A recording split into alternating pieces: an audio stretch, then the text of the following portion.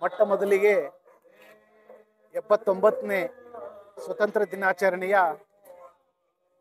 ಸಮಸ್ತ ನಾಡಿಗೆ ಎಲ್ಲರಿಗೂ ಕೂಡ 79ನೇ ಸ್ವತಂತ್ರ ದಿನಾಚರಣೆಯ ಶುಭಾಶಯಗಳನ್ನು ಹೇಳಕ್ಕೆ ಇಷ್ಟಪಡ್ತೀನಿ.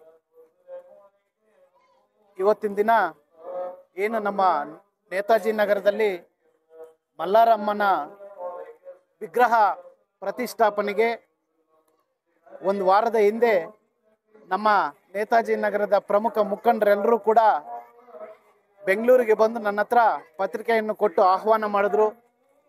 ಅದೇ ಥರ ಬೆಳಗ್ಗೆ ಬರಬೇಕಾಗಿತ್ತು, ಸ್ವಲ್ಪ ತಡವಾಯಿತು.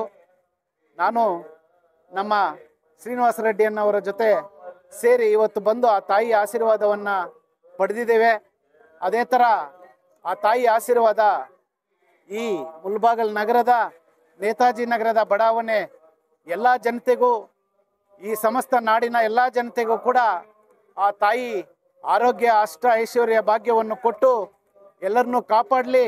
ಅದೇ ಥರ ಜನರಿಗೆ, ರೈತರಿಗೆ ಒಳ್ಳೆ ತಕ್ಕ ಮಳೆ ಆಗಲಿ, ಮಳೆಗೆ ತಕ್ಕಂತೆ ಬೆಳೆ ಆಗಿ ರೈತರ ಮುಖದಲ್ಲಿ ಹಾಸವನ್ನು ಖುಷಿಯ ಒಂದು ಭಾವನೆಯನ್ನು ಮೂಡಿಸಲಿ ಅಂತ ಕೋರುತ್ತಾ, ಸ್ವಾತಂತ್ರ್ಯ ದಿನಾಚರಣೆ ಇಂದು ಇರುವುದರಿಂದ ನಮ್ಮ ದೇಶ ಕಾಯುವ ಸೈನಿಕರಿಗೂ ಕೂಡ ನಾವು ಒಳ್ಳೇದಾಗಲಿ, ಆ ದೇವರು ಒಳ್ಳೇದು ಮಾಡಲಿ ಅಂತ ಕೋರುತ್ತಾ, ಏನು ನಮ್ಮ ನೇತಾಜಿ ನಗರದ ನಾಯಕರೆಲ್ಲರೂ ಕೂಡ ನಮ್ಮನ್ನು ಕರೆಸಿ ವಿಜೃಂಭಣೆಯಿಂದ ನಮ್ಮನ್ನು ಸನ್ಮಾನ ಮಾಡಿಸಿದ್ದಕ್ಕೆ ಎಲ್ಲರಿಗೂ ಕೂಡ ನಾನು ಧನ್ಯವಾದಗಳನ್ನು ಹೇಳುತ್ತಾ ನನ್ನ ಮಾತನ್ನು ಮುಗಿಸ್ತಾ ಇದ್ದೀನಿ.